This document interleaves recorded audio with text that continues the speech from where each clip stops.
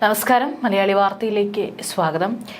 TP. Chandrasekharan കൊലക്കേസ് ഒരുപോലെ തന്നെ സർക്കാരിനും CPM എന്ന പാർട്ടിക്കും ഇത് കേൾക്കുമ്പോഴേ തല പെരുക്കും.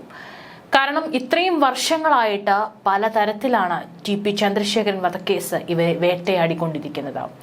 ഇപ്പോൾ ഏറ്റവും ഒടുവിലായി ഈ ടി.പി. ചന്ദ്രശേഖരൻ കൊലക്കേസ് പ്രതികൾക്ക് നിയമവിരുദ്ധമായി ശിക്ഷ ഇളവ് നൽകാനുള്ള നീക്കം പൊളിഞ്ഞതിന്റെ പേരിൽ ജയിൽ ഉദ്യോഗസ്ഥർക്കെതിരെ സർക്കാരിന്റെ പ്രതികാര നടപടി. കണ്ണൂർ സെൻട്രൽ ജയിലിൽ നിന്നും ജില്ലാ പോലീസ് മേധാവിക്ക് കൈമാറിയ വിട്ടയക്കേണ്ടവരുടെ പട്ടിക ചോർന്നതോടെയാണ് നീക്കം പുറത്തറിഞ്ഞത്. കഴിഞ്ഞ ജൂണിൽ പട്ടിക കൈമാറിയ ജയിൽ ഉദ്യോഗസ്ഥരുടെ സസ്പെൻഷൻ 6 മാസം കഴിഞ്ഞിട്ടും പിൻവലിക്കാത്ത സർക്കാർ ഇവർക്കെതിരെ കടുത്ത ശിക്ഷാ നടപടിയെടുത്ത് റിപ്പോർട്ട് ചെയ്യാനും ആവശ്യപ്പെട്ടു.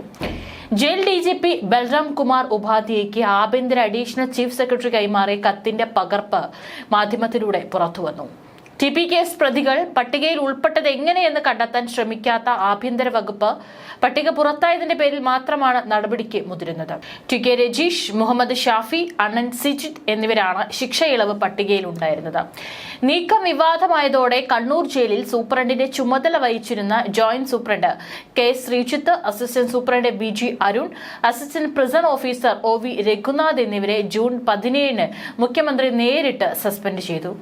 കൊട്ടേഷൻ കൊലപാതകം നടത്തിയവർക്ക് സാധാരണഗതിയിൽ ഇളവ് നൽകാനാകില്ല. രജീഷും ഷാഫിയും ഉൾപ്പെടെ 6 പ്രതികൾക്ക് 20 വർഷത്തേക്ക് ശിക്ഷ ഇളവ് നൽകരുതെന്ന് ഫെബ്രുവരിയിൽ ഹൈക്കോടതി വിധിച്ചിരുന്നു. എന്നാൽ 2023 ജാനുവരി 30 പട്ടിക തയ്യാറാക്കുമ്പോഴും 2024 മെയ് 30 ഇത് പരിഷ്കരിച്ചപ്പോഴും TP കേസ് പ്രതികൾ ഉൾപ്പെട്ടു. സസ്പെൻഷനിലായ ഉദ്യോഗസ്ഥർ ഈ സമയത്ത് ചുമതലയിൽ ഉണ്ടായിരുന്നവരല്ല. 90 ദിവസത്തിനപ്പുറം സസ്പെൻഷൻ നീട്ടാറില്ലെന്നിരിക്കെയാണ് 6 മാസമായിട്ടും തിരിച്ചെടുക്കാത്തത്. തിരിച്ചെടുക്കണമെന്ന് അഭ്യർത്ഥിച്ച് ഉദ്യോഗസ്ഥർ ജയിൽ വകുപ്പ് മേധാവിക്ക് സമർപ്പിച്ച അപേക്ഷ സർക്കാരിനെ കൈമാറിയപ്പോഴാണ് കടുത്ത നടപടിക്ക് നിർദ്ദേശിച്ചത്. ഇൻക്രിമെന്റും സ്ഥാനക്കയറ്റവും തടഞ്ഞേക്കും. TP കേസ് പ്രതികൾക്ക് ലഭിക്കില്ലെന്ന് വന്നതോടെ ശിക്ഷയിളവ് പട്ടിക അപ്പാടെ ആഭ്യന്തര വകുപ്പ് മരവിച്ചിരുന്നു. TP ചന്ദ്രശേഖരൻ വധക്കേസ് പ്രതികളെ വിട്ടയക്കാനുള്ള നീക്കം ഹൈക്കോടതി വിധിയെ മറികടക്കുന്നതാണെന്നാണ് വിമർശനം ഉയർന്നിരുന്നത്. ശിക്ഷ ഇളവില്ലാതെ ഹൈക്കോടതി ജീവപര്യന്തം തടവിന് ശിക്ഷിച്ച പ്രതികളെയാണ് വിട്ടയക്കാൻ സർക്കാർ ആലോചിച്ചതാണ് ഉത്തരവിനെ വിവാദത്തിലാക്കിയത്. പ്രതികളുടെ അപ്പീൽ തള്ളിക്കൊണ്ട് ശിക്ഷ വർദ്ധിപ്പിച്ച ഹൈക്കോടതി 20 വർഷം വരെ പ്രതികൾക്ക് ശിക്ഷ ഇളവ് പാടില്ലെന്ന വിധിയെയായിരുന്നു ഉദ്യോഗസ്ഥർ മറികടന്നത്.